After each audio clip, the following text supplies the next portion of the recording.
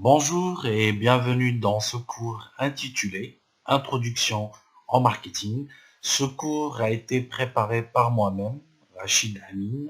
Je suis doctorant chercheur en sciences de gestion à la faculté des sciences juridiques, économiques et sociales de l'université Kadé Iyad à Marrakech. Ce cours est un cours d'initiation en marketing concernant les fondamentaux de base de cette discipline. C'est un cours qui est destiné principalement aux étudiants de premier cycle dont l'objectif est de les familiariser avec les fondamentaux du marketing en phase avec les réalités actuelles des marchés et des entreprises. La présentation de ce cours suivra le plan suivant. Dans un premier temps, nous allons aborder l'importance du marketing au sein des entreprises et son apport. En deuxième lieu, on va parler des champs d'application du marketing. Troisième point sera consacré au concept clé du marketing pour parler en quatrième lieu des nouvelles réalités de cette discipline. Ensuite, en cinquième lieu, nous allons aborder la transformation de l'environnement de marché des entreprises.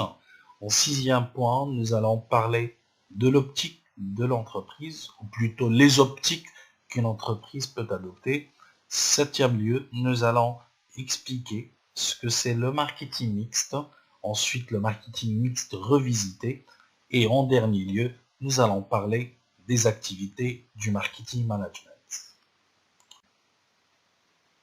Concernant l'apport du marketing, il faut dire que c'est une fonction qui est très importante pour les entreprises, puisque la finance, la comptabilité, la gestion des opérations, les systèmes d'information, la fonction production ou toute autre fonction au sein de l'entreprise n'est pas vraiment d'une grande utilité si les clients ne sont pas intéressés par les produits et services des entreprises. Il faut dire que le succès financier d'une entreprise dépend essentiellement de la capacité marketing à générer des ventes. C'est au niveau marketing qu'on décide de quelles caractéristiques on va adopter pour un produit ou un service. C'est au niveau marketing qu'on décide des prix qu'on va fixer. Où est-ce qu'on va vendre nos produits et nos services? Combien on va dépenser en publicité, en force de vente, en communication? Est-ce qu'on va mener des actions de communication sur la radio, sur le web, sur les médias sociaux? Comment on va faire? Quels sont les budgets qu'on va allouer à chaque action, etc. Il faut savoir que le marketing joue un rôle clé dans l'organisation. Il se situe sur un pied d'égalité avec d'autres fonctions. Le marketing aide à concevoir et à lancer des innovations qui enrichissent la vie des gens. Il stimule la demande pour les biens et services du fait qu'il améliore l'attractivité de ces biens et services parce qu'il essaye toujours de les adapter aux besoins et aux désirs des consommateurs. Donc automatiquement, il contribue à la création d'emplois. Le marketing aide à construire des marques fortes, une base de clientèle fidèle. C'est la construction de deux actifs immatériels qui sont très importants pour la survie d'une entreprise et contribuent par conséquence à la rentabilité des entreprises. Il faut dire aussi que c'est une fonction qui n'est pas facile, du fait qu'aujourd'hui, avec la crise et avec l'ouverture des marchés, la mondialisation et l'apparition de nouveaux concurrents sur le monde digital et virtuel, les entreprises ont tendance à réduire les budgets marketing et les dirigeants se retrouvent dans l'obligation de justifier l'efficacité et la rentabilité de chaque budget investi. Un bon marketing, il faut savoir que c'est un marketing qui ne survient pas par hasard, mais c'est un marketing qui résulte d'une conception et d'une mise en œuvre soignée. Et la principale difficulté réside essentiellement dans le fait que le marketing est à la fois un art et une science, puisqu'il implique de trouver un équilibre entre capacité créative et méthodes analytiques. Pour pouvoir faire du marketing, il est nécessaire de bien comprendre ce qui traite et qui intervient dans sa conception et sa mise en œuvre. C'est pour cela, dans ce deuxième point concernant les champs d'application du marketing, nous allons d'abord définir qu'est-ce que le marketing. Le marketing consiste à identifier les besoins humains et sociaux, puis à y répondre de manière rentable. On peut dire que le marketing est un ensemble d'actions ayant pour objectif de prévoir ou de constater, de stimuler, de susciter ou renouveler les besoins du consommateur en telle catégorie de produits ou de services et de réaliser l'adaptation continue de l'appareil productif et de l'appareil commercial d'une entreprise aux besoins ainsi déterminés. Cela veut dire que si une entreprise décide de lancer un produit ou un service, elle va d'abord procéder à un ensemble d'études. Une étude concernant les besoins, les désirs et les comportements des consommateurs dans un marché donné. Donc on va procéder à des analyses internes, à des analyses externes, pour aboutir à des diagnostics. La différence d'ailleurs entre diagnostic et analyse, c'est la même chose quand vous partez chez un médecin. Il va d'abord vous demander de faire des analyses, par exemple des analyses de sang, et sur la base de ces analyses, il va faire un diagnostic. C'est la même chose. Donc, une fois on a ce diagnostic, c'est un ensemble d'informations. Sur la base de ces informations, on va prendre des décisions. Donc, on va décider du marché que nous allons cibler.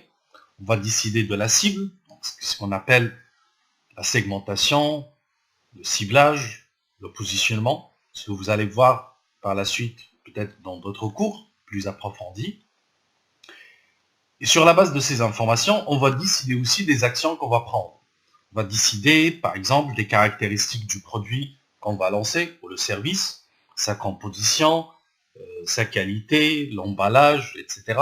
On va décider du prix qu'on va déterminer sur la base de l'analyse interne et externe, sur la base, par exemple, du pouvoir d'achat des consommateurs, sur la base des prix pratiqués par les concurrents, etc.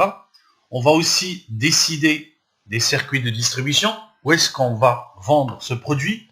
Est-ce qu'on va le distribuer à travers des détaillants, à travers des grossistes, dans des grandes surfaces, etc., la zone géographique, etc. On va aussi décider des actions de communication que nous allons mener. Comment on pourra, pour augmenter, par exemple, l'attractivité du produit, pour le faire connaître, etc. Est-ce qu'on va viser la télévision? Est-ce qu'on va viser la radio? Est-ce qu'on va faire de la publicité sur les médias sociaux, etc.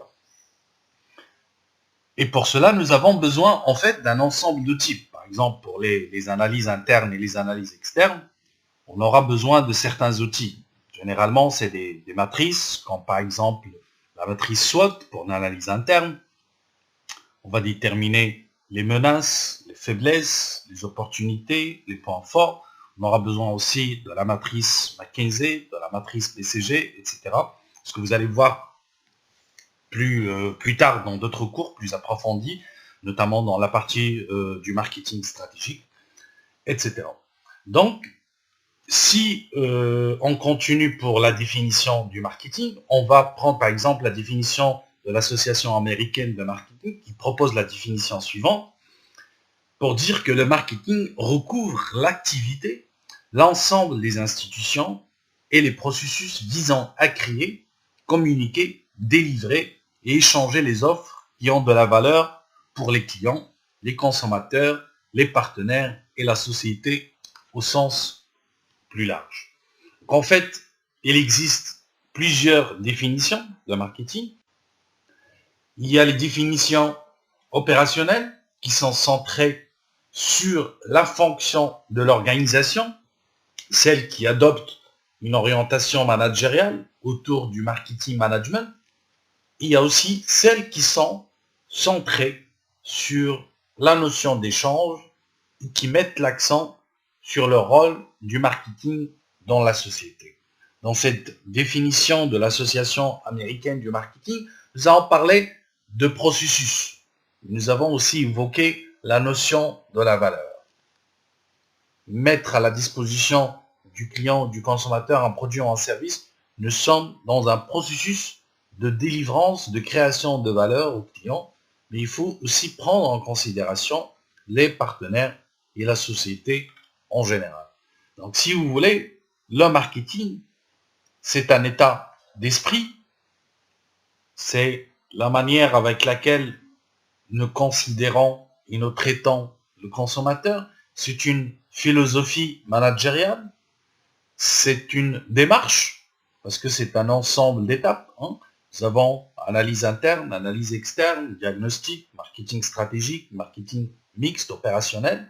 C'est un ensemble de démarches, d'étapes, de plans à suivre. C'est aussi un ensemble d'actions, c'est des études. C'est un ensemble d'outils auxquels nous faisons appel. C'est aussi un champ multidisciplinaire. Donc, pour le marketing, on fait appel à la psychosociologie pour l'analyse du comportement du consommateur. On fait appel à plusieurs théories dans ce sens. On mobilise les sciences de la communication. On aura besoin des statistiques pour les études aussi. C'est un champ multidisciplinaire qui regroupe un ensemble aussi de sciences. Nous aurons besoin des mathématiques, etc. Dans sa dimension managériale, le marketing a souvent été assimilé à l'art de vendre. C'est pourquoi les gens sont souvent surpris d'apprendre que l'aspect le plus important du marketing n'est pas la vente.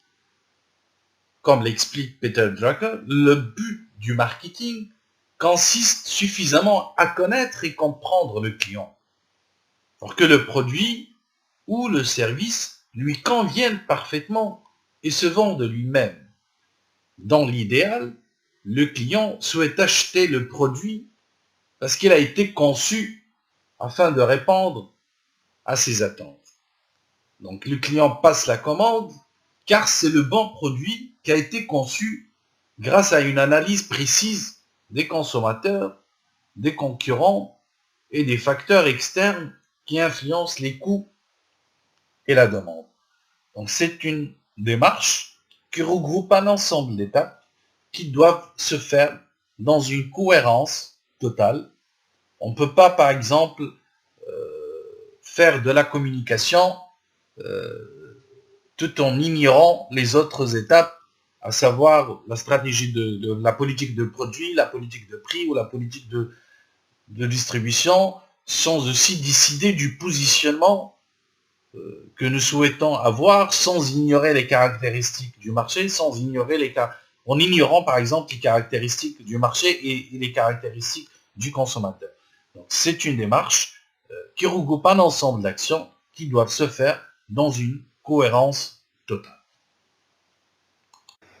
Pour revenir donc à la définition ou bien au marketing management dont on a parlé, on peut parler de la définition qui a été utilisée dans le manuel qui constitue la référence la plus utilisée dans le monde, le manuel de Kotler, Marketing Management, qui le définit en fait comme l'art et la science de choisir ses marchés cibles, puis d'attirer, de conserver et de développer une clientèle en créant, en fournissant et en communiquant une valeur supérieure à ses clients. Sur quoi porte le marketing? On peut faire le marketing de 10 catégories d'entités. Premièrement, les biens. Donc on parle des biens qui rassemblent des activités diverses, comme les produits alimentaires, les vêtements, les produits cosmétiques, les parfums, les voitures, les téléphones, les ordinateurs, etc. On parle aussi des services, ce qu'on appelle le marketing des services. C'est des services comme la banque, l'hôtellerie par exemple. On peut parler de marketing des établissements hôteliers. On peut parler des banques, des salons de coiffure, les clubs de sport, aussi des avocats, des médecins, des consultants, comme certaines professions libérales. Il faut savoir aussi que dans certaines offres, il y a à la fois des biens et des services, comme par exemple le cas d'un restaurant dans lequel un client consomme à la fois des biens alimentaires, mais aussi des services. On peut parler aussi des événements, comme le mondial de football, ou les foires, les salons professionnels. On peut parler des festivals, c'est comme le cas par exemple du festival Mawazine au Maroc, ou le festival Gnawa à Essaouira, où on peut créer par exemple un site pour le festival, on va distribuer des affiches, on va faire de la pub sur la télé. C'est une manière de faire du marketing pour ce genre d'événements qui ont une importance au niveau économique, parce que c'est un événement qui a des retombées bien sûr économiques sur la vie pendant la période du festival. C'est un événement qui régénère, qui crée de l'emploi, et aussi il participe aussi à l'amélioration de l'attractivité touristique de la ville et l'attractivité aussi du territoire. On peut parler des expériences, comme par exemple la visite d'un parc de jeux pour les enfants, par exemple. Il s'agit d'une expérience que le consommateur vit lors de son moment de consommation. Il faut dire aussi que la notion d'expérience est très fondamentale pour comprendre le marketing d'aujourd'hui. On parle de marketing expérientiel, dans lequel le consommateur vit avec la marque un moment particulier, dans le contexte et l'ambiance qui ont aujourd'hui une importance très forte que les caractéristiques objectives du produit lui-même. On parle aussi de marketing des personnes, ou ce qu'on peut appeler le self-marketing par exemple. Il s'agit de marketing pratiqué par les artistes, les musiciens, ou aussi certaines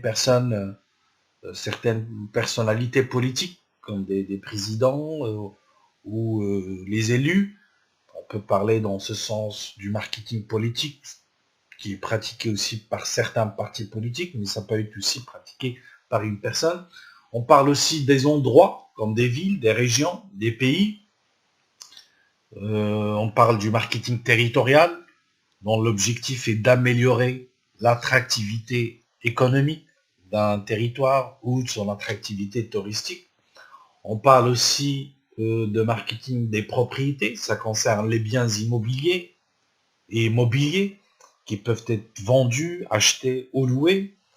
On parle aussi de marketing des organisations, les associations, marketing des associations, les musées, les entreprises, dont l'objectif est d'améliorer leur image auprès du public, ou les associations qui cherchent à avoir plus d'aide financière, par exemple, ou plus d'adhérents. On parle aussi de marketing d'information.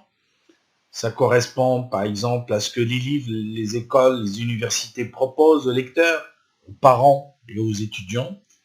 Comme on peut parler aussi de marketing des idées, comme par exemple le marketing social, quand on fait des campagnes dont l'objectif est de sensibiliser la société sur les effets néfastes du tabac, des campagnes anti-tabac, des campagnes anti-alcool lors de la conduite, des campagnes pour lutter contre l'obésité, par exemple. Tout ça, ça rentre dans le marketing des idées. Sur quel type de marché faire du marketing? On peut faire du marketing, en fait, pour différents profils de demande. Il faut savoir qu'un marketeur, c'est quelqu'un qui cherche à obtenir une réponse sous forme d'attention, d'achat, de don d'une autre partie appelée prospect. Il stimule la demande pour les activités de son organisation en analysant son état actuel et les moyens de la stimuler. Donc, il peut être confronté à 8 types de situations. Par exemple, la demande négative. La demande négative, c'est une demande qui n'est pas attirée par le produit. Les clients potentiels cherchent à éviter d'y penser. C'est comme par exemple le cas des soins dentaires. Personne n'a envie d'avoir mal aux dents. Ou par exemple les assurances de décès. Personne n'aura envie de penser à sa mort. Le rôle du marketing dans ce sens consiste alors à étudier les sources de résistance et à tenter d'inverser la tendance. La deuxième demande, c'est quand il s'agit d'une demande absente. Ça veut dire que la clientèle est ignorante du produit ou celui-ci ne l'intéresse pas. Le marketing doit alors faire connaître le produit et démontrer les avantages qu'il procure. La troisième demande, c'est la demande latente. Ça veut dire que de nombreux clients éprouvent un désir qui ne peut être satisfait par les produits existants. La quatrième demande, c'est la demande déclinante. Ça veut dire que les clients achètent le produit moins souvent ou plus du tout. Le marketing alors analyse les raisons du déclin et détermine si la demande peut être relancée ou s'il convient d'envisager à terme le retrait carrément du produit. La cinquième demande, c'est une demande irrégulière. Ça veut dire que de nombreux produits sont consommés irrégulièrement dans l'année, la saison, même la journée, comme par exemple les glaces qui sont davantage achetées en été, le chocolat en hiver par exemple. Et bien, le marketing, dans ce sens, tente de convaincre les acheteurs d'étaler leurs achats en dehors de ces saisons. La sixième catégorie de demande, c'est une demande soutenue où le marketing veille à maintenir le niveau et le rythme d'achat et mesure également la satisfaction des clients de manière à résister aux attaques de la concurrence. La septième demande, c'est la demande excessive. Des fois, il y a certaines entreprises qui sont confrontées à une demande excessive à laquelle elles ne peuvent pas répondre pour certaines raisons. Dans ce cas-là, l'entreprise peut par exemple accroître les prix pratiqués pour réduire la demande et pour qu'elle puisse y répondre convenablement. Le dernier type de demande, c'est une demande indésirable, comme le cas de certains produits, comme la drogue. C'est des produits qui sont jugés néfastes. On décourage alors leur consommation.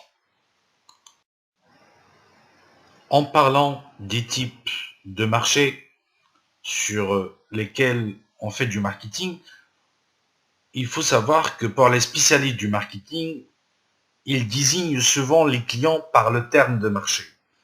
Cette figure illustre la relation entre l'offre et le marché.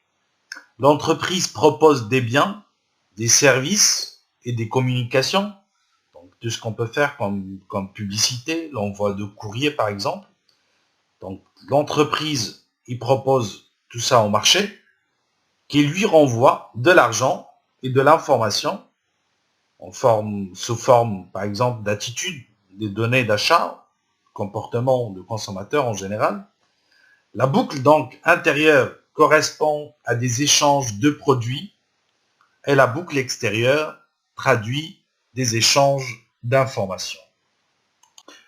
Concernant les types ou les principaux types de marchés, on peut parler dans un premier temps des marchés de grande consommation, appelés aussi B2C, Business to Consumers. Il s'agit essentiellement des sociétés qui vendent des biens et des services à des particuliers. Généralement, c'est des entreprises qui cherchent dans ce sens à construire une image de marque attractive et une offre de qualité facilement accessible sur le public visé. Le deuxième type de marché, c'est les marchés business to business, B2B. C'est des entreprises qui s'adressent, qui vendent des biens et services à d'autres entreprises. Donc, c'est un autre marché. Donc, c'est des entreprises qui sont confrontées à des acheteurs professionnels, informés. Ils achètent, par exemple, leurs matières premières qui interviennent dans la fabrication de leurs propres produits. Dans ce genre de marché, la publicité et le web jouent un rôle très important, mais aussi la force de vente qui est très très importante, la politique de prix et surtout la réputation de fiabilité et de qualité de l'entreprise. Le troisième type de marché, c'est les marchés internationaux. C'est des sociétés qui vendent leurs produits et services à l'échelle internationale et qui doivent décider dans quel pays s'implanter, avec quelle formule commerciale et juridique, jusqu'où adapter les caractéristiques de leurs produits et services, comment fixer les prix, dans quelle mesure adapter leur communication aux cultures locales. Tout ça, c'est très important dans le contexte de marché international.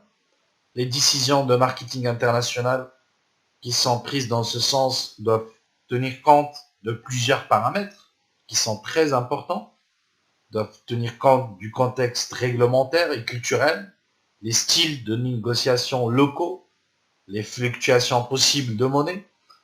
La négociation chez les Chinois, c'est pas la même chez les Arabes, c'est pas la même chose chez les Américains, etc.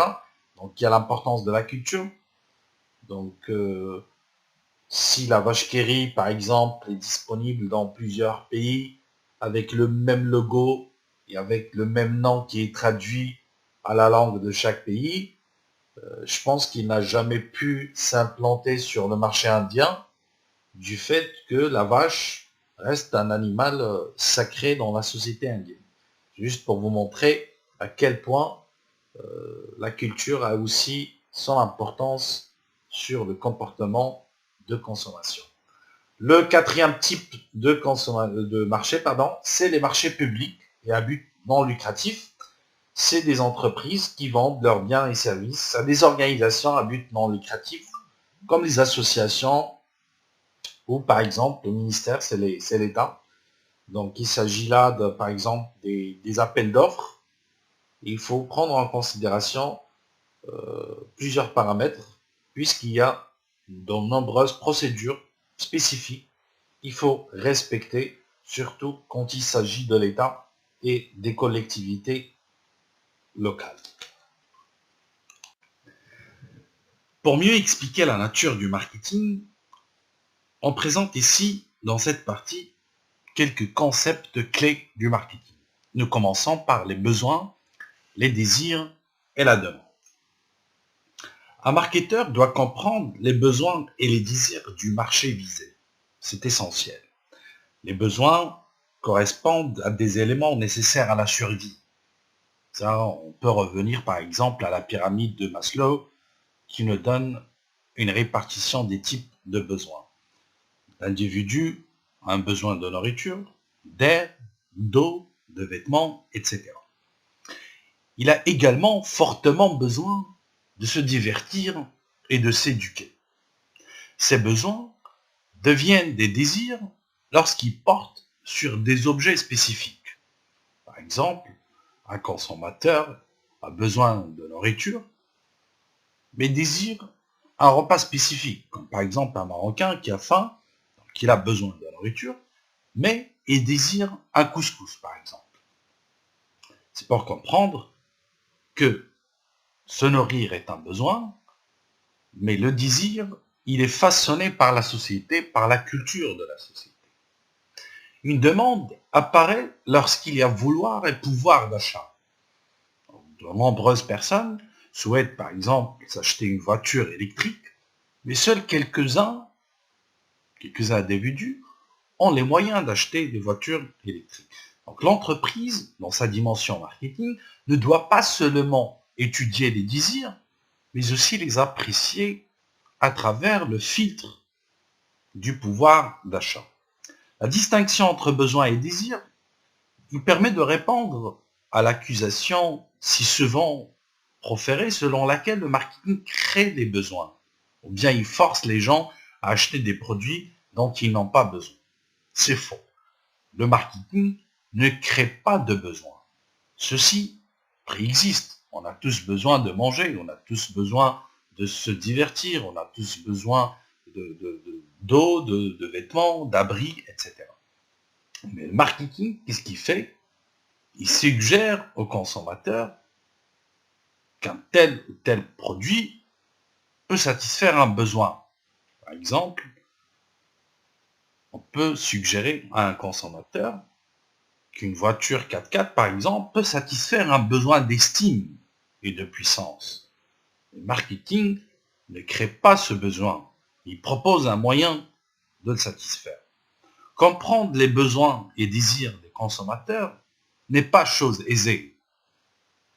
Parce que certains clients n'ont pas conscience de leurs besoins et ne les expriment pas clairement ou utilisent des mots qui doivent être réinterprétés. Que veut dire par exemple un consommateur qui parle d'une voiture sportive ou d'une chemise par exemple élégante?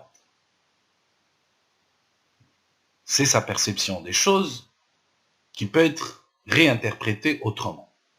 Donc, dans ce sens, on peut distinguer 5 types de besoins. On a les besoins exprimés, c'est ce que dit le client. On a les besoins réels, c'est ce qu'il veut dire. On a les besoins latents, c'est ce à quoi il ne pense pas. On a les besoins rêvés, c'est ce dont il rêve, par exemple. Et on a les besoins profonds, ce qui le motive secrètement, réellement. Il serait alors réducteur pour le marketeur de se focaliser sur les besoins exprimés, parce que la plupart des consommateurs ne savent pas réellement ce qu'ils recherchent dans un produit, surtout lorsqu'il est très novateur. Les consommateurs n'attendaient pas grand-chose, par exemple des tablettes, lorsque celles-ci ont été lancées. Mais Apple a contribué à structurer leurs attentes et leurs perceptions. Les entreprises, dans ce sens alors, ils influencent ainsi les désirs des clients. Passons donc à d'autres concepts, à savoir la segmentation, la cible et le positionnement. Il faut savoir que tous les gens, tous les consommateurs n'aiment pas les mêmes boissons, les mêmes hôtels, ou les mêmes voitures, ou les mêmes films. Nous avons des préférences et chacun a les siennes. Il faut donc procéder à ce qu'on appelle en marketing à une segmentation du marché. Segmenter un marché consiste à identifier des groupes distincts de clients qui réagiront de la même façon à l'offre de l'entreprise. Ces segments peuvent être définis à partir des caractéristiques, par exemple sociodémographiques, comme l'âge, ou le revenu par exemple, la fonction, des critères psychographiques, comme la personnalité, des critères comportementaux, comme les habitudes d'achat, les magasins fréquentés, etc. L'entreprise doit ensuite choisir le ou les segments qui représentent le meilleur potentiel pour elle, c'est-à-dire les consommateurs que l'entreprise peut satisfaire de façon particulièrement efficace. Ces segments-là constituent ce qu'on appelle la cible. Pour chaque cible visée, l'entreprise élabore ensuite une offre. Cette offre est positionnée dans l'esprit des acheteurs à partir d'un ou plusieurs avantages essentiels. Le positionnement, cela consiste en fait à prendre une place dans l'esprit du consommateur. c'est comment le consommateur voit la marque ou l'offre pour l'entreprise. Il sera décliné en fait à travers des actions de marketing mixte sur chaque cible, plus particulièrement à travers la communication ou bien l'image de marque. Concernant les offres et les marques, il faut dire que les entreprises répondent de besoins en élaborant une proposition de valeur, c'est-à-dire un ensemble de bénéfices offerts aux clients pour satisfaire leurs besoins. Cette proposition intangible se concrétise sous la forme d'une offre composée de produits, de services, d'informations ou d'expériences. Une marque est donc une offre dont la source est identifiée. Un nom de marque, comme IKEA par exemple, évoque certaines idées dans l'esprit des gens. On peut parler de fonctionnalité, de design, de proximité, le montage fait par soi-même, qui est facile, etc. Toutes ces associations mentales forment ce qu'on appelle l'image de marque. Chaque entreprise cherche à construire pour ses marques une image forte, c'est-à-dire présente à l'esprit, positive et distinctive. Pour les circuits marketing, pour atteindre la cible, les responsables marketing disposent de 3 sortes de circuits. On a les circuits de communication qui diffusent, recevoir les messages à destination ou en provenance des acheteurs. Ça peut concerner par exemple Internet, les journaux, la télévision, les affiches, les prospectus, mais aussi les expressions faciales et les codes vestimentaires du personnel de l'entreprise, ou encore l'aménagement des magasins. Les circuits interactifs, comme les emails et les blogs, viennent compléter les médias unidirectionnels comme la publicité. Aujourd'hui, par exemple, avec les médias sociaux ou Internet, les blogs, nous avons la possibilité d'interagir avec l'entreprise, de créer des interactions entre l'entreprise et les consommateurs. Le deuxième type de circuit, c'est les circuits de distribution qui servent à montrer, vendre et transporter le produit jusqu'à son utilisateur. C'est la mise à disposition des produits aux consommateurs. Ils intègrent les distributeurs, ça peut être des grossistes, des détaillants, les agents commerciaux, ça dépend du type du produit et ça dépend aussi des circuits que l'entreprise peut choisir. Ensuite, nous avons les circuits de service. Ils aident à réaliser les transactions avec les acheteurs potentiels. Ils incluent par exemple des entrepôts, des sociétés de transport et de livraison, ainsi que les banques et les compagnies d'assurance. Concernant les médias, on peut parler de médias payés, possédés et gagnés. Il faut dire que le développement du digital fournit aux entreprises de nouvelles manières aujourd'hui d'interagir avec les clients.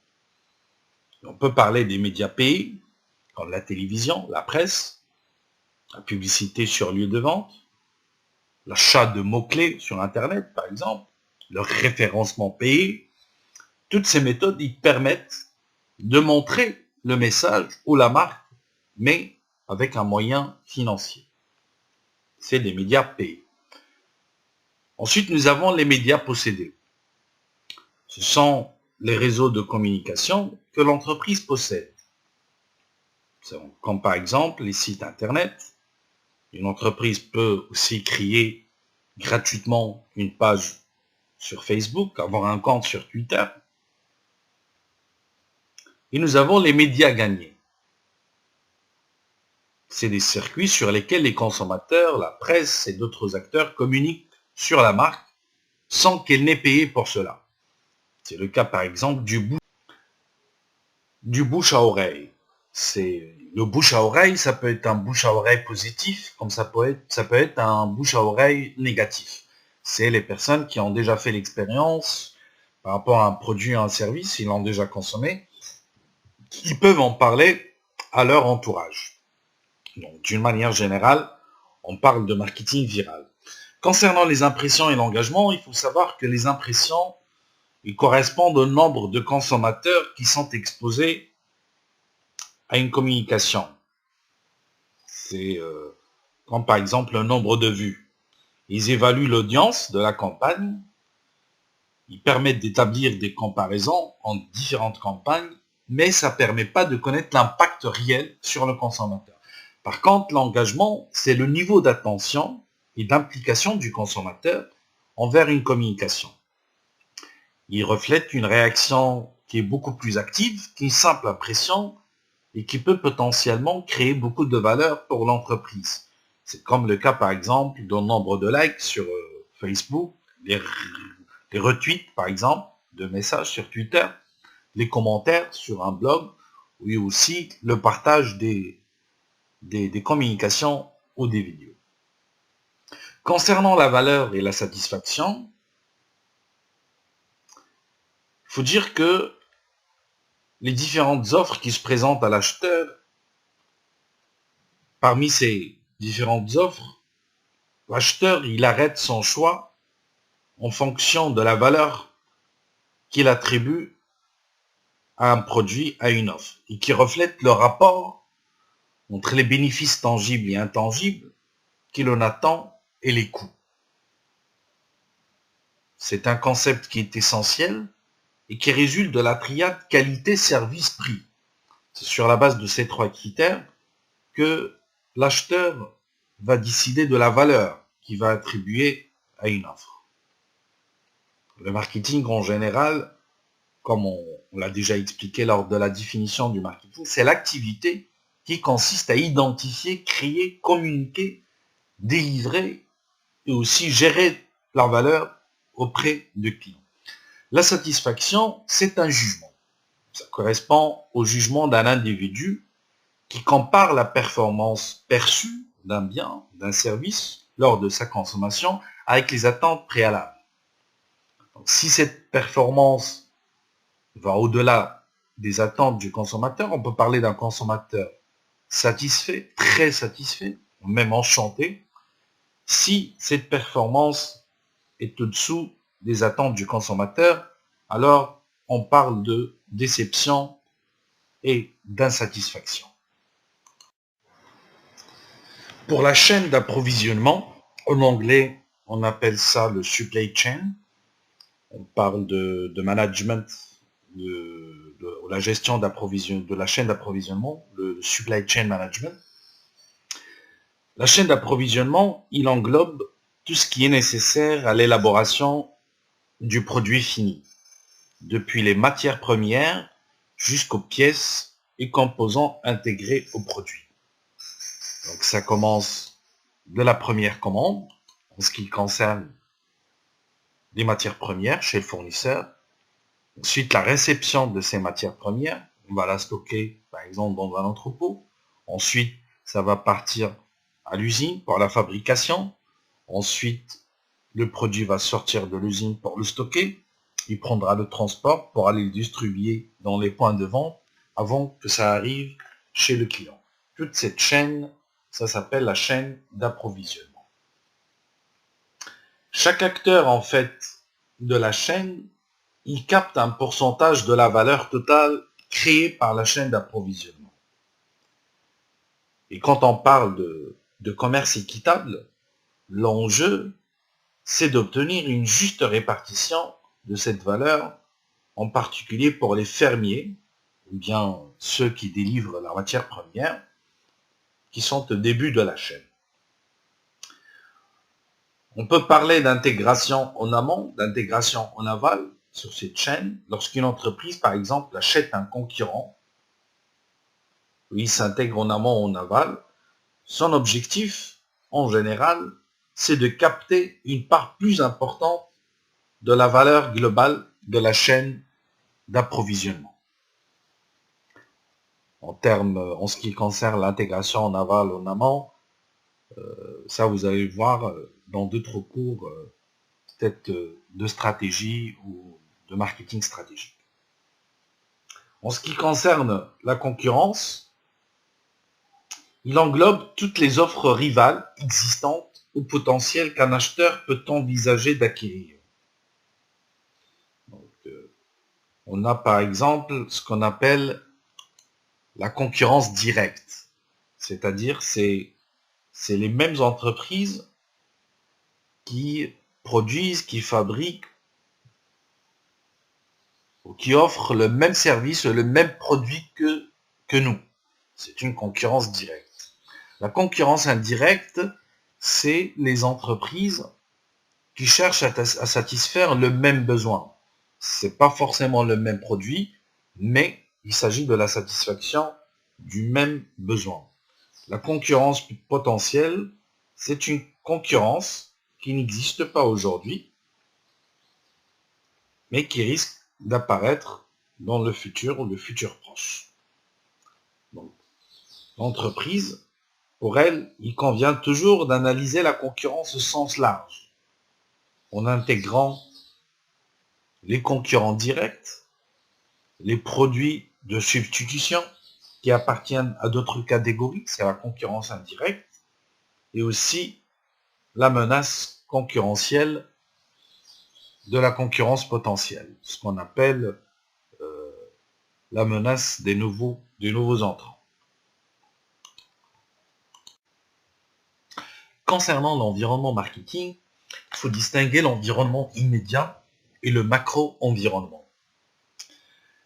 L'environnement immédiat comprend tous les acteurs impliqués dans la production, la distribution et la communication de l'offre. Donc ça englobe les fournisseurs, les distributeurs, les clients, mais aussi les fournisseurs. Donc pour les analyses internes et externes dont on a parlé précédemment, on a parlé d'analyse externe, l'étude de l'environnement, elle en fait partie. Pour l'environnement, le macro-environnement, ça englobe plusieurs dimensions. Nous avons l'environnement démographique, économique, l'environnement politico-légal, l'environnement socio-culturel, l'environnement international, l'environnement écologique, l'environnement démographique, etc. Donc l'entreprise doit instaurer une sorte de système de veille pour faire attention à tous les changements, pour être au courant de ce qui se passe au niveau de ces dimensions. En termes d'environnement technologique, il faut être vigilant, il faut être au courant de ce qui se passe dans ce sens. Peut-être qu'il y aura une technologie qui va se développer, qui a été développée, et qui va nous aider pour améliorer notre production. Mais il faut faire attention aussi à l'environnement socioculturel. Peut-être les habitudes de consommation ont été changées et qu'on n'est pas au courant. En termes aussi de d'environnement politico-légal, il faut être au courant des changements au niveau juridique, les lois, les impôts, au niveau de la démographie. Tout ça représente un ensemble d'informations que l'entreprise doit avoir et qui peuvent influencer ses stratégies. Donc l'objectif, c'est de faire attention,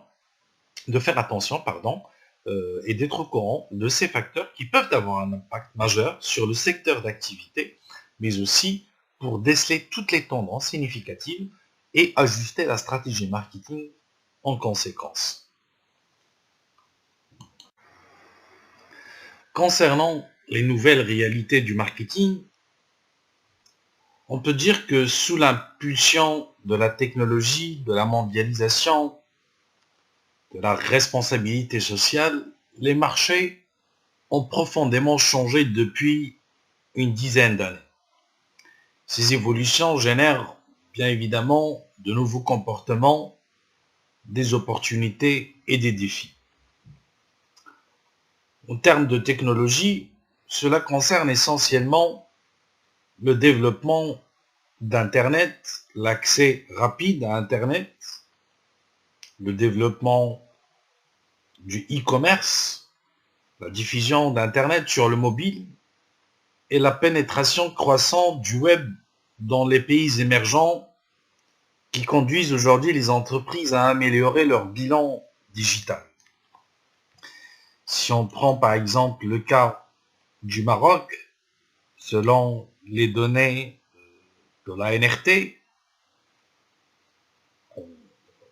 en 2019, rien que premier semestre, nous avons le parc Internet mobile 4G qui a atteint 11 millions de clients, qui a enregistré une hausse annuelle de 56%. C'est pareil aussi pour les abonnements Internet ADSL et pour la 4G. Selon d'autres statistiques, nous avons à peu près 17 millions d'abonnés au Maroc aux réseaux sociaux.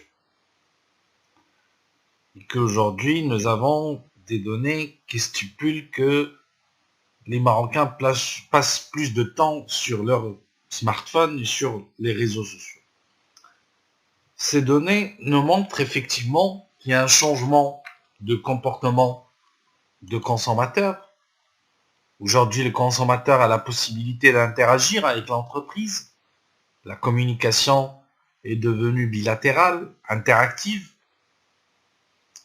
Le client, le consommateur a la possibilité de répondre, de réagir, de parler, d'exprimer son avis.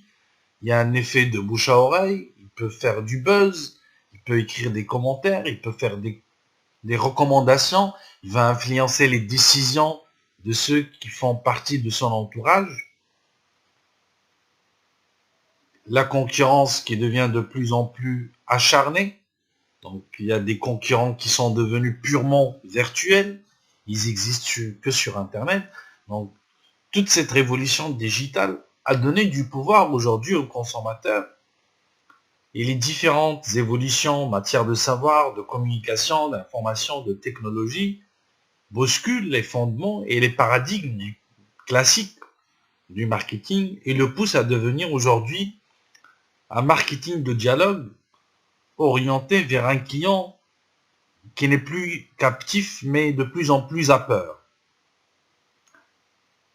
Les rapports donc entre le marketing et le consommateur ont changé, et l'approche actuelle de marketing, ou bien l'approche classique, pousse à une remise en question des modèles classiques du marketing et des certitudes passées.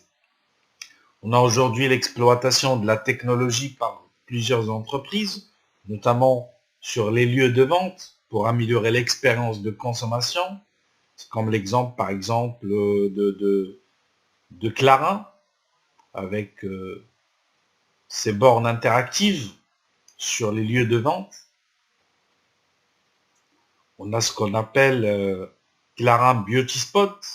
C'est des bornes en fait interactives en point de vente qui sont dotées d'une webcam qui identifie et détermine le profil de l'utilisateur, son sexe par exemple, l'âge, et lui propose une sélection de produits adaptés.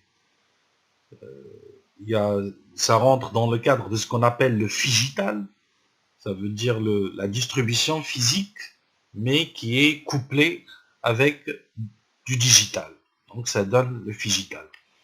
Donc dans le monde des entreprises aujourd'hui, nous avons plusieurs innovations dans ce sens qui sont utilisées, soit pour des relations à distance, ou bien sur les lieux de points de vente. Nous avons aussi des systèmes de GRC, de gestion de relations clients, qui sont devenus de plus en plus performants, qui donnent à des entreprises une rapidité d'accès à un ensemble d'informations pour connaître et cerner les attentes et les besoins et le comportement des consommateurs.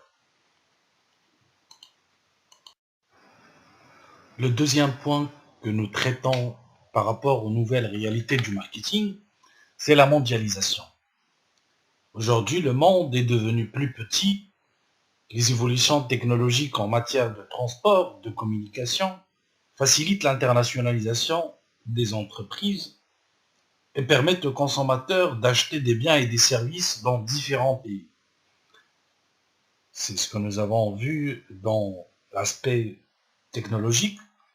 Et c'est pour ça qu'il est important, quand on parle d'analyse externe, notamment au niveau du macro-environnement, on parle de l'environnement international, que l'entreprise doit surveiller et avoir des informations et être au courant de ce qui se passe au niveau international. Aujourd'hui, en 2025, c'est des statistiques en fait qui peuvent changer aujourd'hui avec la crise du coronavirus, la consommation annuelle des pays que l'on appelle encore les pays émergents s'élèvera à 25 milliards de dollars et générera plus de 70% de la croissance mondiale du PIB.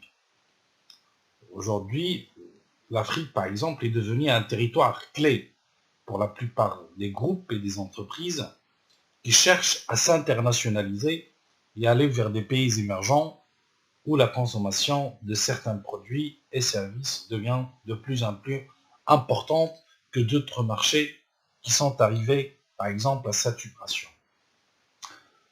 L'autre point suivant, c'est la responsabilité sociale. C'est un point qui est aussi très important par rapport à toutes les crises que le monde a connues dernièrement. On parle de pauvreté, de pollution, le manque d'eau, le réchauffement climatique aussi. C'est un ensemble de phénomènes qui exigent de se mobiliser. Et les entreprises, dans ce sens, peuvent jouer un rôle clé dans l'amélioration des conditions de vie. Une nombre d'entre elles ont renforcé l'importance accordée en interne à la responsabilité sociale. Le marketing produit a des effets, effectivement, allant au-delà de l'entreprise et du consommateur pour affecter la société dans son ensemble. Et dans ce sens, les responsables marketing doivent analyser le contexte éthique, environnemental et social dans lequel s'inscrivent les actions réalisées. Il faut dire que l'optique marketing traditionnelle sous-estime les conflits latents entre les désirs des consommateurs, leur intérêt et le bien-être collectif à long terme. Si par exemple les consommateurs apprécient les fast-foods, ceux-ci ont des effets négatifs sur la santé et l'environnement. Il faut donc faire évoluer les pratiques afin de concilier ces trois impératifs.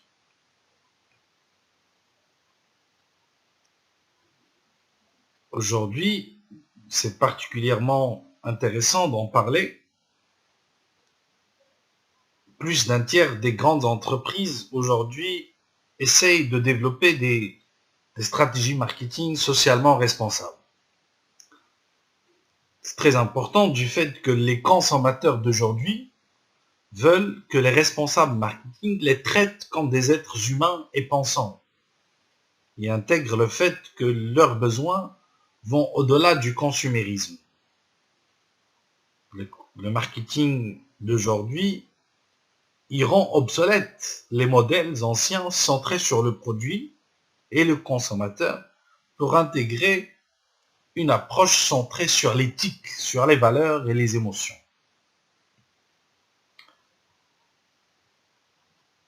Selon Philippe Kotler, le futur du marketing sera horizontal et ça commence à l'être dès aujourd'hui. C'est un marketing qui sera de consommateur à consommateur. La crise économique a réduit la confiance dans le marché. Les consommateurs s'adressent les uns aux autres pour disposer d'une information crédible quand ils choisissent des produits, d'où l'importance de la part des dirigeants, des responsables marketing, à être très vigilants dans la conception de leur stratégie et d'aller plutôt vers un marketing socialement responsable. Ces trois forces dont on vient de parler, qui sont la technologie, la mondialisation, la responsabilité sociale, ont certainement et profondément transformé le marché, en conférant de nouvelles capacités aux consommateurs et aux entreprises. Les consommateurs ont plus de pouvoir aujourd'hui, en premier lieu sous l'effet de la technologie, du développement massif des médias sociaux, mais ils sont aussi prêts à changer de marque à la moindre déception si le traitement dont ils bénéficient ne leur convient pas. La diffusion de l'information et la mobilité accrue leur permettent de prendre des décisions plus avisées et de partager leurs expériences et leurs opinions avec un nombre infini de personnes. Ils utilisent aujourd'hui Internet pour s'informer et pour acheter, donc n'importe où. Ils peuvent consulter les avis des utilisateurs, commander en ligne à n'importe quelle heure du jour ou de la nuit, contourner les offres locales et réaliser des économies. Ils peuvent aussi regarder les produits en magasin, puis acheter en ligne. Chacun a désormais accès à toute information. Et les entreprises réalisent l'importance de la transparence et de la cohérence entre les discours et la réalité. Et c'est très important s'ils veulent être crédibles aux yeux des consommateurs et gagner leur confiance et les fidéliser. Les consommateurs se renseignent, communiquent en achetant au mouvement. C'est grâce à leurs smartphones, les tablettes qui sont tout le temps connectés. Ils utilisent les médias sociaux pour donner leurs avis, exprimer leur fidélité à certaines marques. Ils peuvent même lancer des appels au boycott, comme ce qui s'est passé l'année dernière dans le marché marocain concernant certaines marques. Nous avons plusieurs sites que les clients utilisent pour exprimer leur opinion sur des produits, des services, des marques. Ils échangent des informations, ils organisent des événements, ils se regroupent, se forment de communautés virtuelles de marques. Ils influencent ainsi les décisions et le comportement de consommateurs, de consommation de leur communauté. Ils interagissent avec les entreprises, ils s'abonnent, ils se désabonnent, des chaînes YouTube, des listes de diffusion, ils choisissent les informations et les promotions qu'ils veulent recevoir, et ils évitent les autres. Ils participent aux différentes phases de production des produits et services. Aujourd'hui, le client veut être un coproducteur avec l'entreprise. Il veut que son avis soit pris en considération. Il veut qu'on produise pour lui. Il contribue ainsi au processus de création et de développement des entreprises. Il donne des idées d'innovation, de communication pour les marques et teste aussi les innovations en cours de développement pour pouvoir les améliorer selon ses attentes, ses désirs et ses besoins. Et il refuse aussi certains types de marketing. La critique qu'en fait du marketing n'est pas nouvelle. Toutefois, de nouveaux mouvements ont vu le jour depuis quelques années. Ils ont été amplifiés grâce au web, avec le web et les médias sociaux, qui permettent de les diffuser largement et rapidement. On peut signer des pétitions,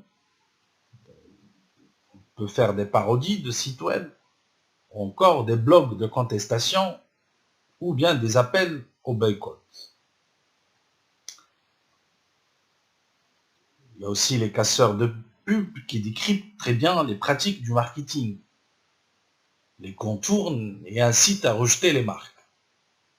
Donc tout ça est très important à prendre en considération pour les entreprises. D'autres actions consistent à rejeter des pratiques marketing spécifiques, et notamment l'envoi des messages personnalisés à partir des données individuelles dont disposent les entreprises.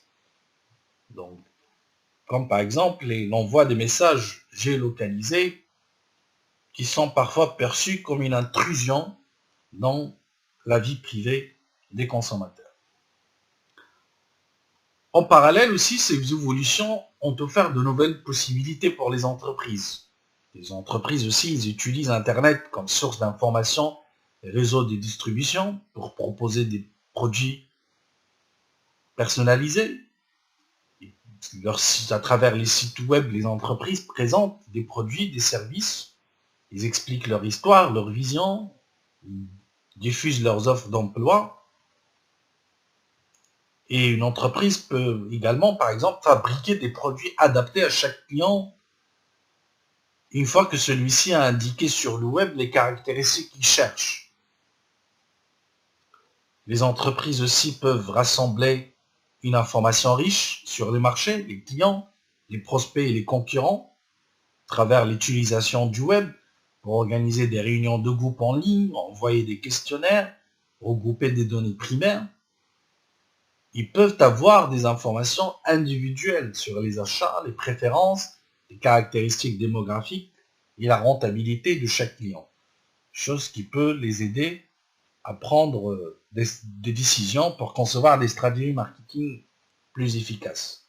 Il s'adresse rapidement et efficacement aux consommateurs grâce aux médias sociaux, au marketing sur mobile, à travers des publicités, des promotions et informations ciblées, en utilisant notamment les technologies GPS qui permettent de localiser les consommateurs, de leur envoyer des messages sur leur téléphone mobile, par exemple, en intégrant des promotions, une publicité relative à une boutique, par exemple, qui est près de là où le client se trouve. Les nouvelles possibilités aussi, parmi ces nouvelles possibilités, on a la possibilité d'améliorer les pratiques d'achat, de recrutement, de formation et de communication. Aujourd'hui, les entreprises, ils peuvent recruter sur Internet, promouvoir leur marque employeur. Ils proposent de plus en plus de formations aussi en ligne à destination soit des employés, des distributeurs, grâce à la technique de e-learning. En utilisant les réseaux en ligne, ils permettent aux employés de se contacter et d'échanger des idées et des conseils, chose qui peut améliorer la compétence de chacun. Grâce aussi à ces technologies, les entreprises peuvent optimiser les coûts. Les acheteurs en entreprise peuvent comparer les caractéristiques et les prix des produits en quelques secondes en accédant à un ensemble d'informations sur Internet qui permet également une amélioration et un suivi plus fin de la logistique et des opérations, ce qui est un impact positif en termes de coût et de qualité du service. En ce qui concerne la transformation des circuits de distribution, on parle de la distribution physique en magasin, comme on vient de l'expliquer dans les diapos précédentes. Cette distribution subit la concurrence de la vente à distance, par catalogue et par Internet. Et en réaction, on a vu dernièrement le développement de pratiques nouvelles qui visent à faire de la visite des magasins et des centres commerciaux une activité agréable et divertissante, proche d'un loisir. Et les boutiques aujourd'hui vendent désormais une expérience plutôt qu'un assortiment de produits. Et c'est pour cela qu'on parle de marketing expérientiel du point de vente, comme l'exemple qu'on vient de donner pour la boutique par exemple de Clara. Il y a aussi l'effet de désintermédiation du fait que la digitalisation, la technologie a permis la désintermédiation au niveau de certains secteurs d'activité. En réaction, les entreprises traditionnelles font de la réintermédiation en devenant des acteurs break and click et en ajoutant des services en ligne à leurs propositions, comme par exemple dans le cas du tourisme. On a vu la disparition de certaines agences de voyage, où le consommateur aujourd'hui peut réserver directement sur le site internet sans passer par d'autres intermédiaires dans le marché touristique. Il faut dire que la mondialisation a permis aussi une intensification de la concurrence. Une concurrence intense entre les marques locales et globales qui a été renforcée par le pouvoir important des distributeurs qui contrôlent les linéaires et mettent en avant leurs propres marques, comme ce qu'on appelle les marques de distributeurs. Ça, on le voit aussi dans n'importe quelle surface, comme par exemple la Marjane. De nombreuses marques reconnues couvrent un nombre croissant de catégories de produits plus ou moins proches qui deviennent des méga-marques. On a vu aussi dans de nombreuses régions du monde, des secteurs autrefois très réglementés sont progressivement ouverts à la concurrence. On assiste à une certaine déréglementation et ça concerne aujourd'hui des secteurs comme l'énergie, le courrier postal, bien le transport ferroviaire, grâce notamment à la privatisation et l'ouverture à des investisseurs privés. Donc, toutes ces évolutions qu'on vient de citer ont profondément modifié la manière de faire du marketing et les entreprises se retrouvent devant l'obligation d'innover constamment afin de rester en phase avec les attentes des clients et de suivre aussi l'évolution des comportements de consommation. Il leur faut trouver un équilibre entre la communication digitale sur les médias sociaux, les moteurs de recherche et les téléphones mobiles et les outils et les médias plus traditionnels. Il s'agit aujourd'hui de combiner les pratiques efficaces d'autrefois avec les nouvelles réalités des marchés, et ce dans une période économique difficile, où l'on doit être vigilant sur chaque budget investi et démontrer le retour sur investissement de chaque dépense. En effet, les responsables marketing doivent de plus en plus adopter une approche financière qui consiste à mesurer le retour sur investissement de chaque opération. Comme le dit David Packard, il faut savoir que le marketing est bien trop important pour être uniquement confié aux responsables marketing. Effectivement, le marketing ne doit pas être réalisé par les seuls services marketing. Tout employé influence la prestation perçue par le client.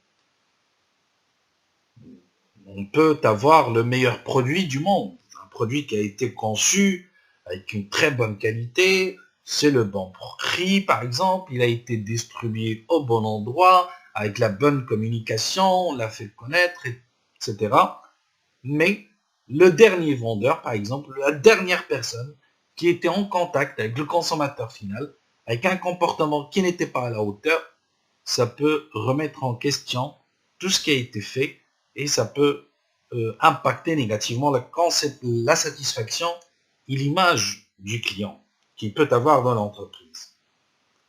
Donc, il faut que les différents départements pensent marketing. Il faut que tout le monde pense marketing au niveau de la société. Le travail interdépartement est essentiel, bien évidemment, pour piloter des processus clés, innovation, développement de marché, conquête, fidélisation. Toutefois, toutes ces évolutions expliquent que le marketing, c'est une affaire de tout le monde et de tous les départements. En ce qui concerne l'optique de l'entreprise, compte tenu de ces nouvelles réalités, on se pose la question: quelle optique guide les efforts marketing d'une entreprise? Les entreprises adoptent de plus en plus une optique de marketing holiste. Pour comprendre en quoi il consiste, il convient d'identifier les différentes optiques envisageables dans le pilotage d'une organisation.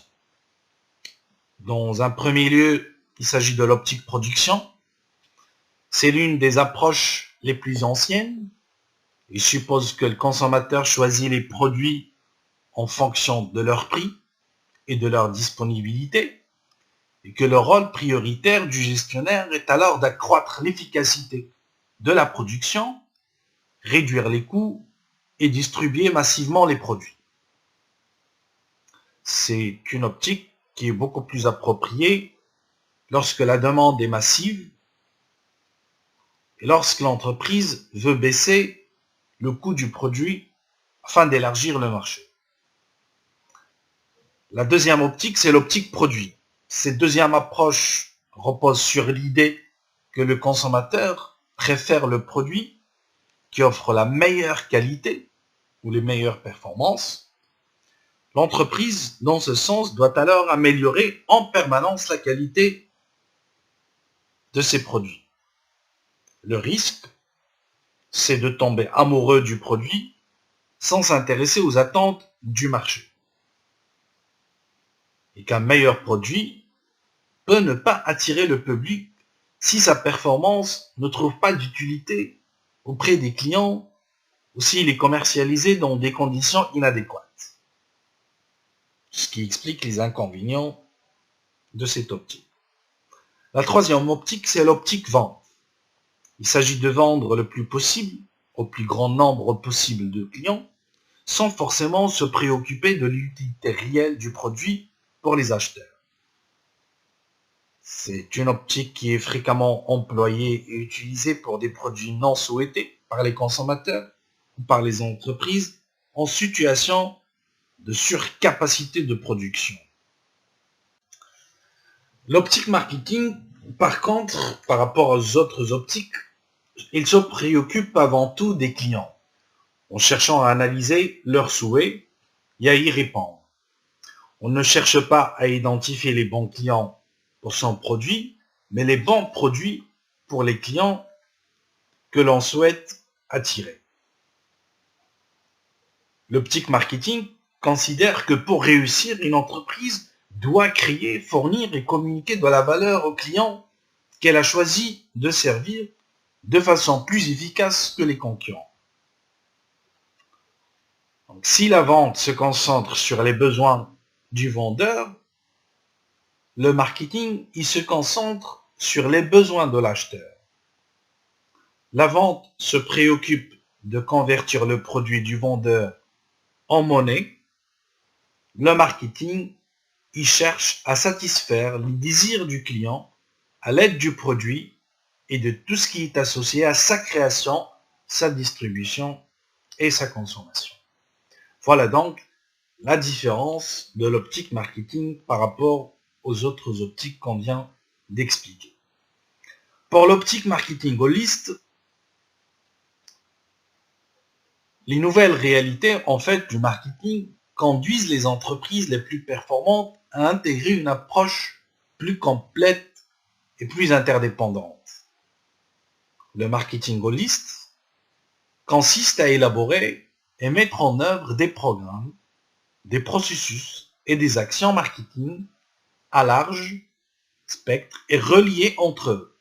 Le marketing holiste reconnaît que tout compte en matière de marketing et qu'une vision large et intégrée est nécessaire. Cette optique, bien évidemment, met en avant la largeur d'application du marketing et la complexité des pratiques actuelles.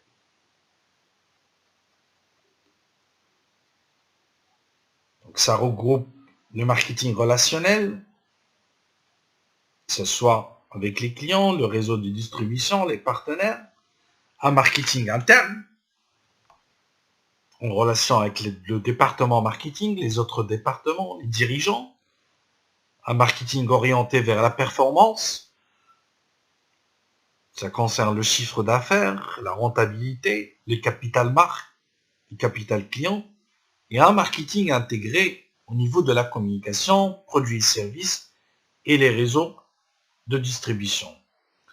Le marketing relationnel, c'est un marketing qui cherche à développer des relations étroites et durables avec tous les individus et organisations susceptibles d'affecter le succès de l'entreprise. Donc, c'est un marketing qui vise à analyser en détail les caractéristiques, les habitudes, les désirs des clients en vue d'obtenir une part croissante de leurs achats et de développer leur fidélité. Donc, pour le marketing relationnel, si vous voulez, il désigne les actions marketing qui visent à entretenir une relation personnalisée et continue avec chaque client afin de l'accompagner dans le parcours d'achat et le fidéliser. Donc, c'est un marketing qui est centré sur le client et qui s'oppose au marketing transactionnel centré uniquement sur le produit et l'acte d'achat. La différence essentielle entre le marketing traditionnel et le marketing relationnel réside essentiellement dans l'individualisation et la personnalisation du message pour chaque client. C'est un marketing qui vise le long terme. Pourquoi? Parce qu'il cherche à créer une relation qui va permettre d'engager les clients sur le long terme. Il a pour objectif d'augmenter le taux de rétention. Donc le client, il doit rester client avec nous pour le long terme. Donc on vise la fidélité et la durée de vie du client. Donc, le marketing traditionnel est essentiellement un marketing transactionnel, c'est-à-dire qu'il vise à générer une transaction, un achat. Mais par contre, le marketing relationnel vise à établir une relation avec les prospects avant de chercher à vendre un produit. L'approche relationnelle, c'est notamment, on la retrouve essentiellement dans le marketing des services, notamment si on prend l'exemple par exemple des banques. Et c'est une relation aussi qui s'appuie sur ce qu'on appelle la gestion de la relation client, le CRM, le Customer Relationship Management. Donc ça peut passer par des logiciels et nous avons le profil de chaque client. Nous avons un ensemble d'informations pour pouvoir le connaître. Et quand on envoie par exemple un message pour féliciter le client, pour lui souhaiter son anniversaire, ça rentre dans le cadre du marketing, par exemple, du marketing relationnel. La construction donc de ces relations fortes exige de comprendre les ressources et les compétences de chacun, ses besoins, ses objectifs et ses motivations. En ce qui concerne le marketing intégré, on peut dire que les différentes activités marketing, dans ce sens, doivent être conçues et réalisées de telle manière que le tout génère plus de valeur pour les clients que la somme des parties qui le composent. Pour le marketing intégré, nous avons deux idées fondamentales, qui sont les suivantes. La première, c'est que les différentes activités marketing créent, communiquent et fournissent de la valeur pour les clients.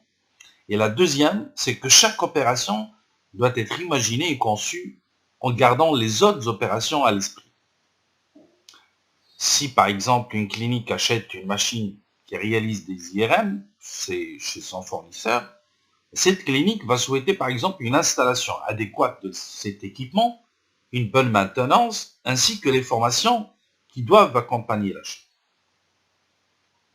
En matière de distribution, par exemple, on évalue chaque canal envisagé en fonction de son effet direct sur les ventes et de l'image de marque, mais aussi son effet indirect lié aux interactions avec les autres canaux. Au niveau de la communication, on privilégie des actions complémentaires qui se renforcent mutuellement. Si on choisit par exemple la publicité télévisée, radio et presse, etc., il faut agir de manière à ce que chaque opération soit efficace en tant que telle, mais améliore aussi l'impact des autres. Donc, chaque outil transmet un message cohérent. Donc c'est ça l'idée générale du marketing intégré. C'est que à chaque niveau et par rapport à chaque action, nous avons des objectifs, mais nous avons aussi un objectif stratégique global. Donc, au niveau de chaque opération, de chaque action, de chaque politique, tout doit se faire dans la cohérence totale pour qu'on puisse atteindre les objectifs à chaque niveau, mais aussi au niveau global et stratégique. En termes de marketing interne, c'est un marketing qui consiste à former et motiver les employés pour qu'ils souhaitent servir au mieux les clients. Donc ici, il s'agit de faire en sorte que tout employé et tout responsable adopte les principes du marketing. C'est une philosophie managériale qui doit être intégrée à tous les niveaux de management et dans tous les départements. Le marketing interne, c'est aussi important et même plus que le marketing externe. Car bien évidemment, il est inutile de promettre au client un excellent niveau de service si le personnel n'est pas en mesure de l'assurer. Donc, le marketing est une affaire de tout le monde au sein de l'entreprise. Pour le marketing orienté vers la performance, quand on parle de l'approche marketing goaliste, il intègre en fait un pilotage de la performance dans lequel on analyse le retour sur investissement en marketing, les différentes stratégies et opérations réalisées. C'est très important.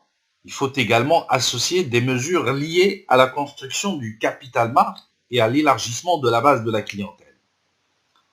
Donc on dispose d'un tableau de bord marketing qui utilise plusieurs indicateurs part de marché par exemple, ou satisfaction, qualité de service, capital marque, etc. Ces indicateurs doivent être liés aux résultats, mais aussi au processus, pour qu'on puisse évaluer les résultats de chaque action. Donc c'est un marketing qui doit être orienté vers la performance avec des indicateurs, des tableaux de bord et un suivi pour qu'on puisse instaurer une évaluation et pour qu'on puisse aussi prendre des décisions correctives par la suite. Pour le marketing mixte revisité, le marketing mixte correspond à l'ensemble des outils à la disposition de l'entreprise pour atteindre ses objectifs auprès du marché visé. Donc, par rapport à la démarche marketing dont on a parlé, donc on a le niveau analyse interne et externe, diagnostic, ensuite le niveau marketing stratégique, et on arrive au marketing opérationnel ou bien au marketing mixte. C'est là où on décide de la politique de produit, donc ce qu'on appelle éventuellement les 4 P, politique de produit, politique de prix, politique de communication, c'est la promotion, politique de distribution, ça veut dire place. Donc les politiques de produit, ça concerne tout ce qui est lié au produit, sa qualité par exemple, les caractéristiques, la gamme, le design, conditionnement, garantie, service, etc. Pour le prix, c'est là où on décide des tarifs, est-ce qu'on va appliquer des remises, des rabais, ils sont les conditions de paiement, conditions de crédit, etc. Pour la communication, la promotion, donc c'est là où on décide aussi de la publicité, promotion des ventes, est-ce qu'on va faire du parrainage, des relations publiques, quel type de marketing en ligne, sur les médias, marketing mobile ou direct, etc. Et pour la distribution, c'est là où on décide des canaux de distribution, des points de vente, des moyens de transport, etc. Compte tenu en fait de l'extension du champ du marketing évoqué tout au long de ce cours et de la diversité et de la complexité des outils employés aujourd'hui, ces 4 catégories ne sont plus pertinentes aujourd'hui. Donc, si nous les mettons à jour pour refléter le concept de marketing holiste, nous aboutissons à d'autres 4 P, à savoir les personnes, les processus, les programmes d'action et la performance. Les personnes, c'est un terme en fait qui souligne l'importance des employés pour le succès du marketing, comme on vient d'en parler pour le marketing interne. La nécessité en fait de diffuser le marketing en interne et d'adopter une orientation marché dans toute l'organisation. C'est très important. Le marketing n'est pas que l'affaire du département marketing, mais c'est l'affaire de toute l'organisation. Et ça traduit également le fait que les marketeurs doivent voir les consommateurs comme des individus citoyens. C'est très important, car aujourd'hui, nous avons un consommateur qui n'est plus comme avant. C'est un consommateur qui réclame d'être traité comme un citoyen, qui a des émotions, qui milite aussi pour la protection de l'environnement, etc. Aujourd'hui, on parle de la prise de pouvoir du citoyen consommateur. Il faut comprendre ses préoccupations, son mode de vie, au-delà de son simple acte d'achat et de consommation. Le deuxième P, c'est processus. Et ça montre l'importance de mobiliser de la créativité et de la structure dans la prise de décision marketing. Il convient alors de mettre en place des processus organisationnels pour définir de manière adéquate les activités et les programmes et prendre des décisions pertinentes. Le troisième P, c'est les programmes d'action. Les actions marketing d'aujourd'hui intègrent toutes les activités de l'entreprise à destination de ses clients. Et donc, elles doivent être pensées de manière intégrée, l'idée du marketing intégré, et complémentaire afin d'atteindre les multiples objectifs de l'entreprise. Le dernier P, c'est la performance. Ça veut dire qu'il est nécessaire aujourd'hui de viser cette performance parce que les décisions marketing doivent être optimisées. en termes d'impact et mesurer les effets financiers et non financiers pour la marque. On en a parlé quand on a parlé de la crise pour dire qu'aujourd'hui, les budgets marketing ont été revus à la baisse et que chaque action doit être aujourd'hui évaluée et viser un retour sur investissement. Et que c'est très important pour l'entreprise dans son ensemble. Et ça doit se faire au niveau des différentes parties prenantes en intégrant la dimension sociale et environnementale. Ça renvoie également à la responsabilité sociale des entreprises dont on a parlé tout à l'heure. En ce qui concerne le dernier point qui est les activités du marketing management, on peut dire que marketing management rassemble un certain nombre d'activités diverses et à tous les niveaux. On peut parler, par exemple, de développement des stratégies et des plans marketing. La première tâche consiste à développer un plan marketing précisant les stratégies et les tactiques à mettre en œuvre. Ça, c'est un point qui est très essentiel, donc, qui est lié aussi à la démarche marketing qu'on a expliqué tout à l'heure. Le deuxième point, c'est l'identification des insights de marché. Pour élaborer la stratégie marketing, il faut disposer d'un système d'information marketing fiable qui permette d'étudier soigneusement l'environnement, en termes de macro, de micro-environnement, mener des études de marché qui sont également indispensables pour renseigner l'entreprise sur les désirs et les comportements des clients actuels et potentiels. Donc, il faut être au courant de tout ce qui se passe pour qu'on puisse avoir un maximum d'informations qui vont nous permettre d'aboutir à des diagnostics fiables sur la base desquels on peut monter des stratégies et prendre des décisions. L'une des activités aussi du marketing management, c'est d'établir des liens forts avec les clients. L'objectif, c'est de conquérir des clients, les fidéliser sur le long terme, en comprenant quels facteurs créent de la valeur à leurs yeux. Donc il faut comprendre le marché, qui achète quoi et pourquoi,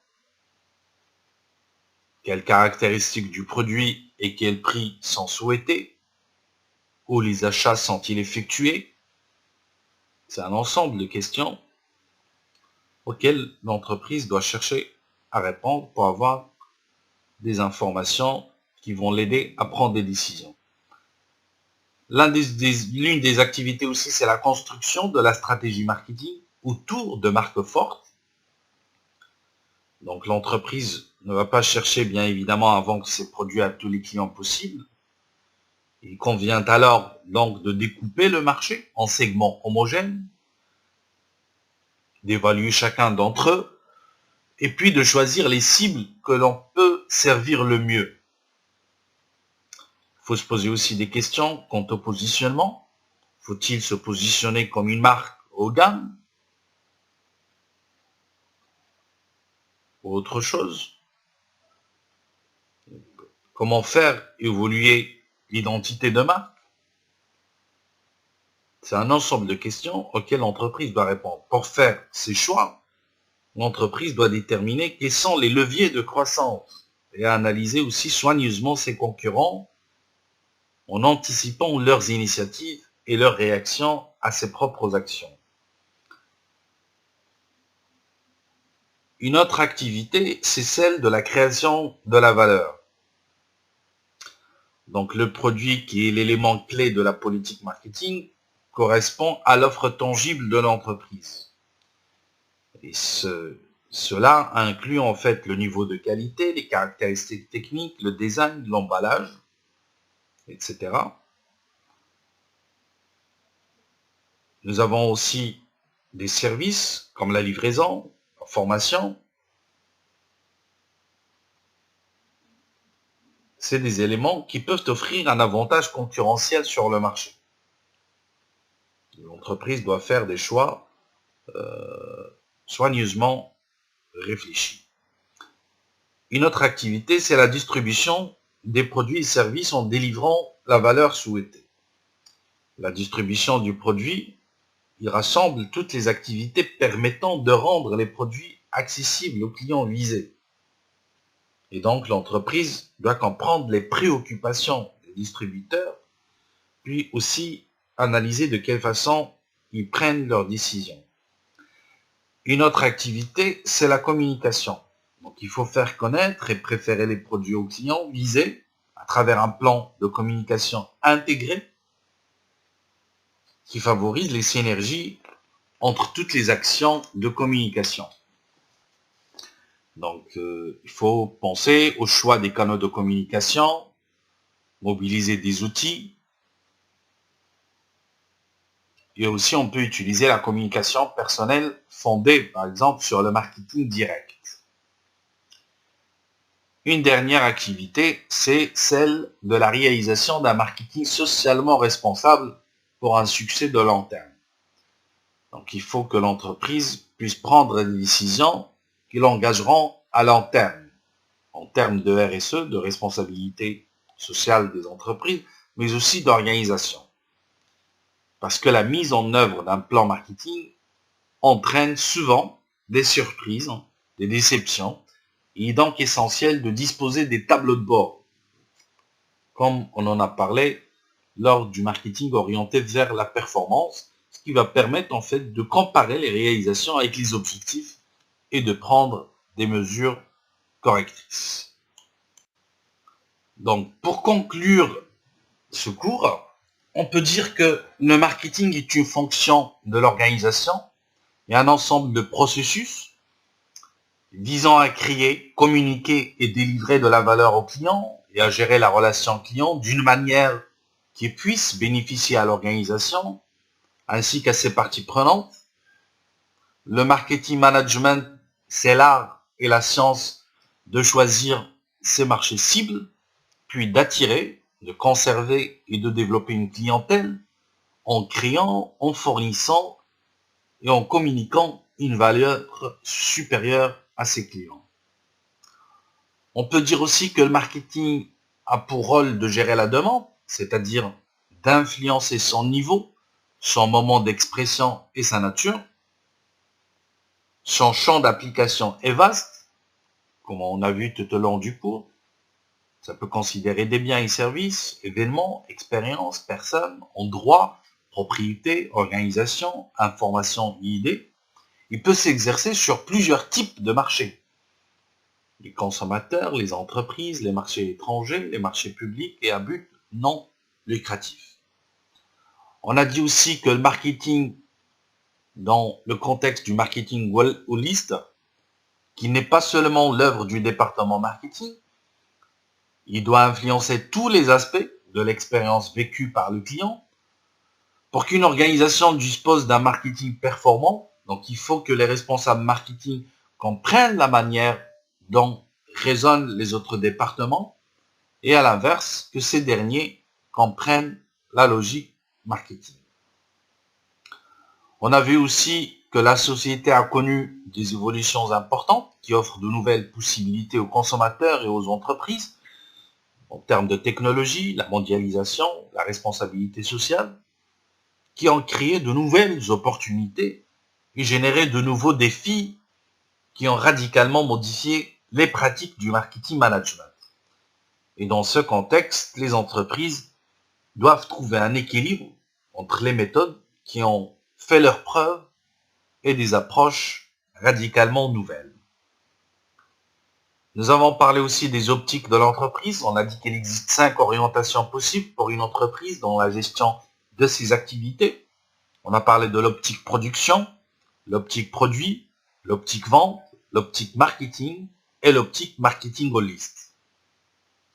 Et les 3 premières sont peu utilisées aujourd'hui.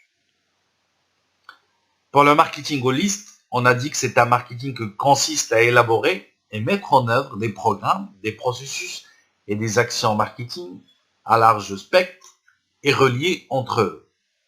Cette optique reconnaît que tout compte en matière de marketing, d'où la notion holiste, et qu'une vision large et intégrée est très nécessaire. Le marketing holiste est relationnel, intégré, interne et orienté vers la performance. En dernier lieu, on a dit qu'un marketing management efficace consiste à développer des stratégies et des plans marketing, comprendre l'environnement marketing et les clients, construire des marques fortes, élaborer, distribuer et communiquer l'offre, ainsi qu'à favoriser la croissance de l'entreprise sur le long terme. Ce cours touche à sa fin. Je vous remercie de l'avoir suivi. Au prochain cours. Au revoir.